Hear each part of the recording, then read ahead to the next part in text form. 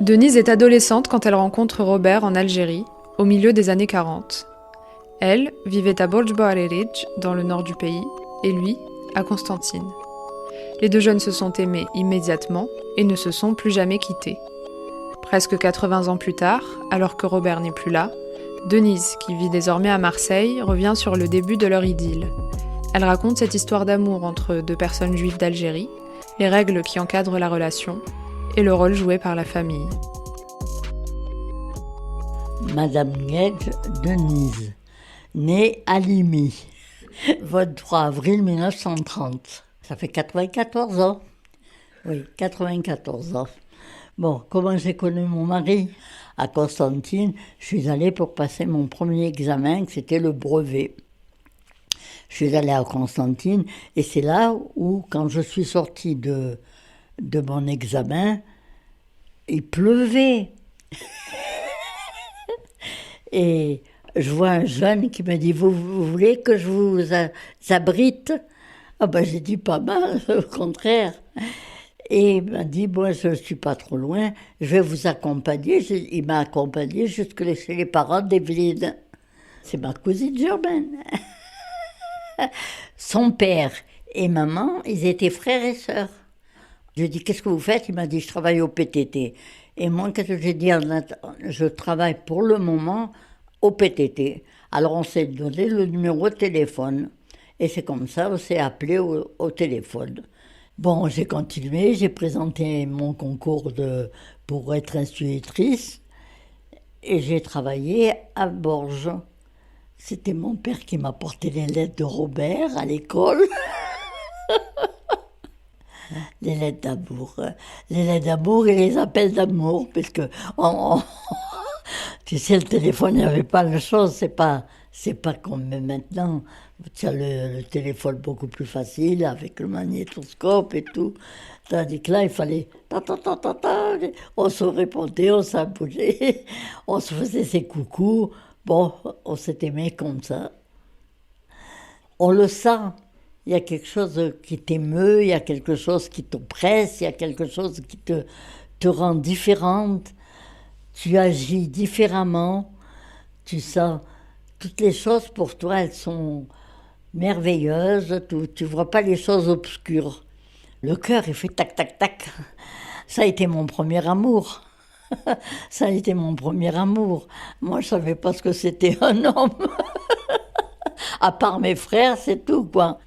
Bon, il habitait donc Constantine et moi, j'habitais Borges. Il prenait le train et venait me voir jusqu'à Borges. Et ça faisait combien? 300-400 kilomètres quand même. On s'est fréquenté comme ça, c'est connu. Il est venu, il était reçu à la maison, très discret, tout ça.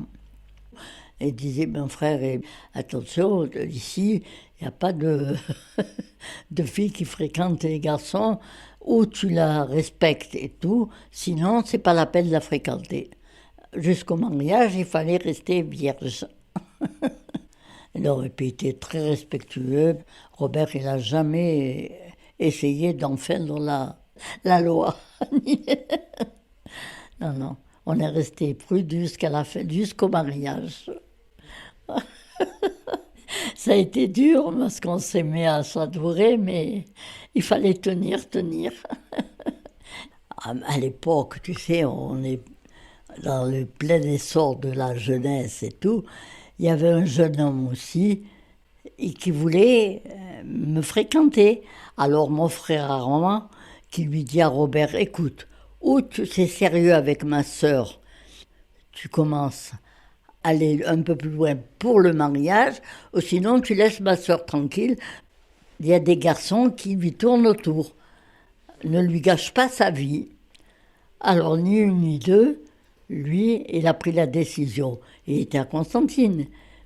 Il a demandé son changement à Borges.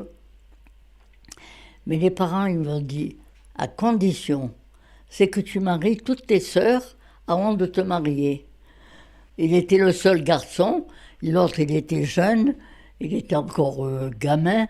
Il lui a dit, tu es le seul, donc adulte, tu gagnes ta vie, il faut que tu finances pour que tes sœurs, elles se marient. Il a dit, pas question, moi je me marie. Vous venez au mariage, vous venez pas, vous venez pas. Et c'est comme ça qu'on a conclu, on s'est mariés. Le soir du mariage, ils mettent le drap blanc, ou j'ose rien, moi je ne me rappelle plus de ça. Et puis le lendemain, ils venaient vérifier. Vérifier si le hymen a été... si on a été, disons, vierge. Il fallait que ce soit la famille, les parents du jeune homme et la famille. Pour moi, c'était vraiment une fille honnête et vierge.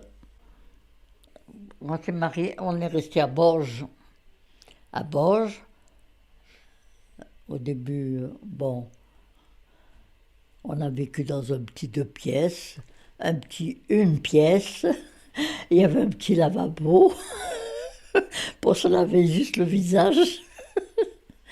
Et là, après, je me suis trouvée enceinte. Et quand j'ai accouché, mes parents, qui avaient la place et tout à la maison, me dit ben, tu viens à la maison. Voilà, c'était là où je suis allée chez mes parents. Mais il faisait très froid, on n'avait pas le chauffage, rien. Hein. C'est pas comme maintenant. Ça était mon seul amour, et lui aussi. Pourtant, il avait des propositions et tout. Tu sais, les femmes, elles tournent autour des hommes. Hein, quand il était au guichet, il était à des endroits où on le sollicitait et tout. Ça, c'était à Marseille. À Marseille, quand il travaillait à la poste de Saint-Ferréol. Et là-bas, tu sais, il y avait beaucoup de jeunes et tout qui tournaient autour des hommes. Non, il a toujours été fidèle. Toujours, toujours. On lui avait même proposé, je vais vous faire rire, une dame, elle m'a dit, écoute,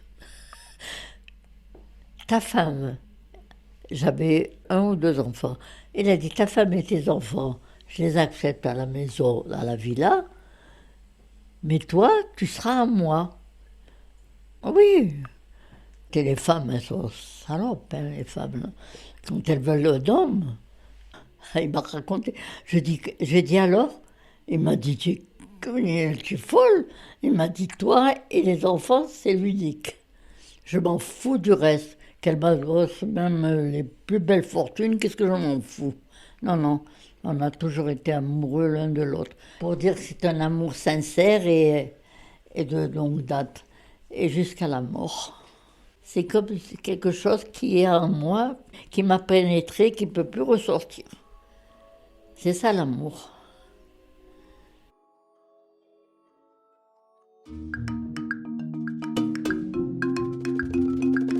Clam,